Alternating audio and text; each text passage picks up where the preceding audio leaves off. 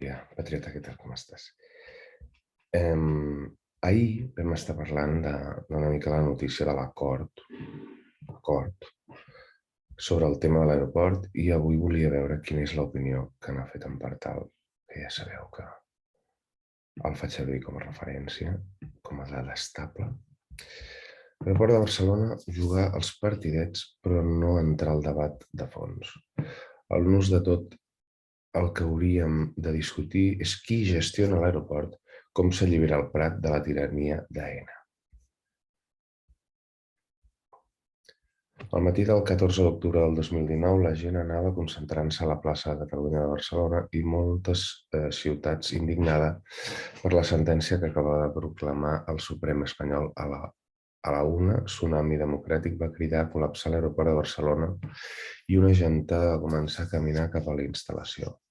L'acció era una còpia de la tàctica feta servir aquell mateix agost pels demòcrates de Hong Kong i va significar un abans i un després pel país, per allò que va demostrar sobre nosaltres mateixos i per al món.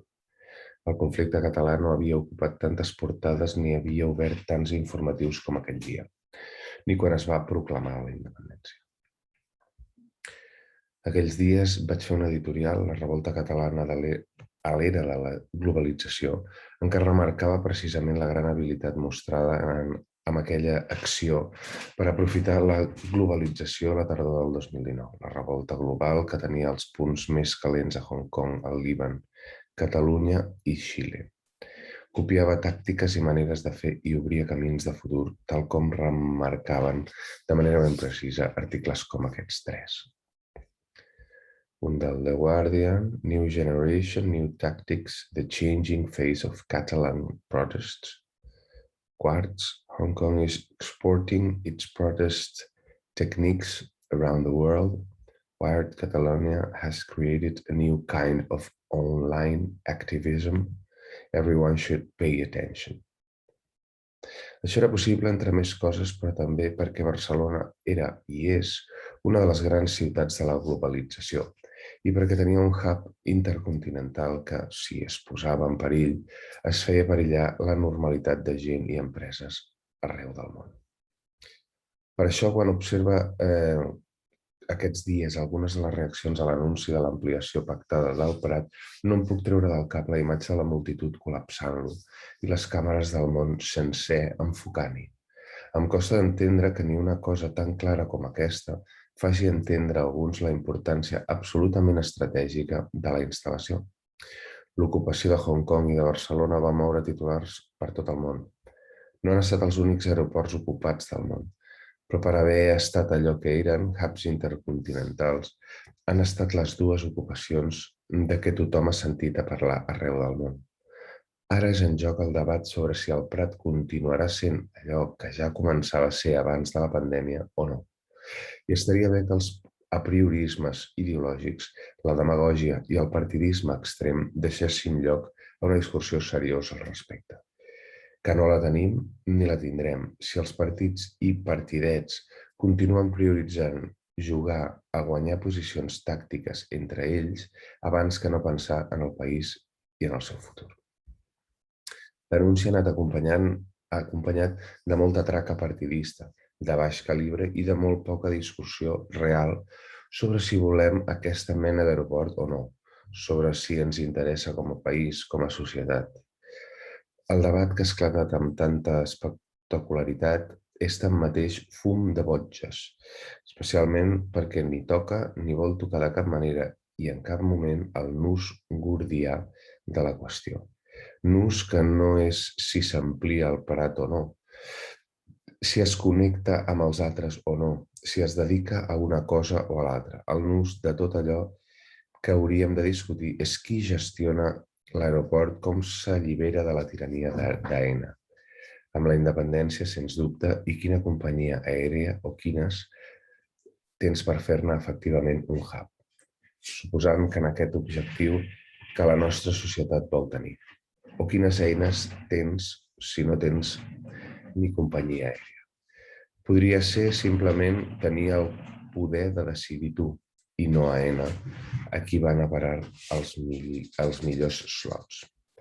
Però passa que ningú no vol parlar d'això i deixen el debat reduït a un nivell gallinaci, a una batalla d'eslògans tronats i propagandes creuades, sobretot perquè quan el govern de la Generalitat o el conseller Puigneró, que en aquest cas no sé si parla en nom del govern sencer, promet de fer el Prat l'aeroport més verd del planeta o de resoldre d'una jugada la relació entre Prat, Girona i Reus, o consolidar Barcelona com un hub internacional, en realitat no fa res més que aprofitar-se de l'ambigüitat per marcar-li un gol al president aragonès, incomodar tant com pugui el seu soci, enfonsar-lo en les contradiccions, treure pit com a interlocutor de Madrid i avisar el poder tradicional, a l'avantguàrdia i a tots els senyoritos de sempre, que el timó el tornen a portar ells. Puigneró, en qualsevol cas, pot prometre que farà el Prat l'aeroport més verd del planeta de la mateixa manera que pot prometre que el pintarà tot de color rosa. Perquè no hi ha cap concreció en res de l'acord, tot és fum. Dir que la Ricarda se salvarà perquè la Unió Europea ha de donar el vistiplau i gràcies a Déu que és així. No és explicar res. És limitar-se a descriure un procediment que encara que volgués no es podria escapar. I així i tot, de la mateixa manera, fa un titular amb la connexió de Reus i Girona que no s'entén ni té cap lògica. D'acord, Adif farà estacions en tots dos llocs, però on aniran a parar els trens que surtin d'allà? Perquè el TGV, on precisament no arribes al Prat, i encara connectar Reus i Girona com a quarta pista era en tot cas una proposta que es feia servir per defensar que no calia ampliar el Prat. Quin sentit té, doncs, insistir-hi ara si l'acord preveu l'ampliació i Lleida, com és que Alguaire no entra al paquet de les interconnexions? Però insisteixo, una vegada més, si ni la Generalitat ni l'Ajuntament ni cap institució del país no té la clau de la gestió aeroportuària, quina credibilitat té tot aquest debat, totes aquestes propostes, tot aquest foc d'encenalls? Em sap molt greu dir-ho així, però m'ha semblat més ser davant un espectacle polític mediocre, provincià, que davant d'una altra cosa. Junts sembla que ha decidit cobrar les deslleialtats d'Esquerra amb el president Torra i tirar pel dret i crear-li al president aragonès tants problemes com sigui possible. Fins i tot a ple agost, Esquerra no sap ni què fer i sembla que comencen a saltar les costures d'un partit sense lideratge que aquests darrers anys només ha tingut com a nord l'hegemonia partidista per a gestionar l'autonomia. Ni programa, ni idees, ni ideologia, ni res. La CUP tira de consigna i prou, segurament sense ser conscient que les seues amenaces rutinàries, molt bo aquest, amenaces rutinàries de la CUP, ja tenen molt poca credibilitat. Què faran? Que tombaran el govern, potser? I el PSOE, mentrestant, es diverteix jugant amb els partits catalans idiotitzats i rebaixats cada dia més al nivell del conflicte, satisfet de veure quina colla de replegats que té al davant. Alerta. I els comuns demostren que tenen una barra insuperable galàctica.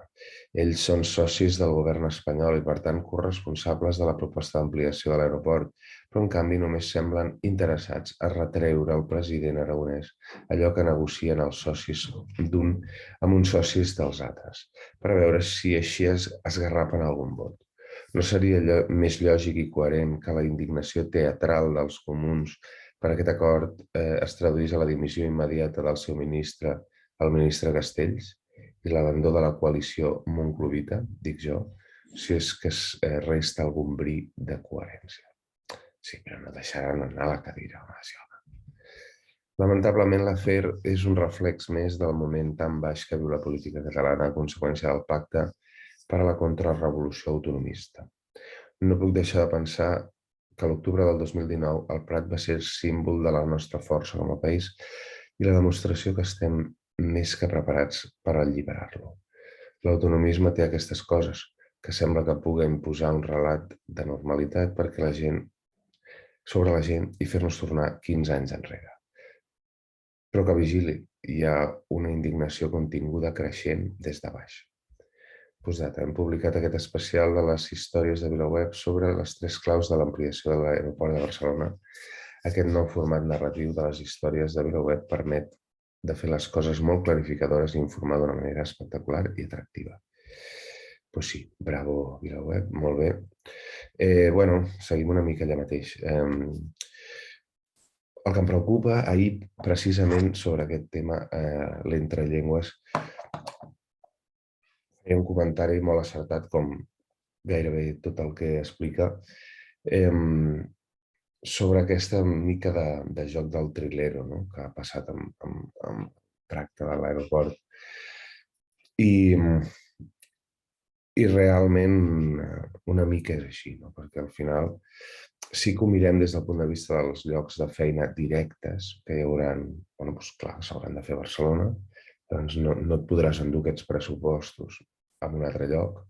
No tots, segur que 4, 5, 6.000 càrrecs de confiança te'ls fotràs tu a on tu vulguis, però l'obra s'haurà de fer aquí. I el 80-90% del pressupost l'hauràs de gastar aquí, no? Llavors això és una forma una miqueta de distreure i de fer evident que part dels 1.700 milions, que no seran tots, però part d'aquests 1.700 milions s'invertirà aquí. Però sí que és veritat que el perfil baix del que està passant aquí, que és tornar a repetir una miqueta la pel·lícula de sempre, és, diguéssim, la CUP amb pilot automàtic criticant d'aquesta forma rutinària, com diu el propi article. Diguéssim que se li va fer el llit a Torra i ara sembla que Junts està més pendent de tornar-li a Esquerra que de realment fer una cosa així. I al final el que ens preocupa una mica és que arribarem a la diada amb la gent molt desgastada, la majoria de la gent arruïnada, acollonits, perduts, drogats i molt desfondats, no? Llavors, l'única esperança que hi ha és el fet que amb un gat, si l'arracones i no li deixes escapatòria, pot arribar un punt en què et salti a la cara a mort. I això és el que esperem que pugui passar entre el duo de dates importants que serà la Diada i l'1 d'octubre, que serà pràcticament seguit, no? Llavors, deixa'm els teus comentaris i en seguim parlant. Que tinguis un bon dia i visca Catalunya.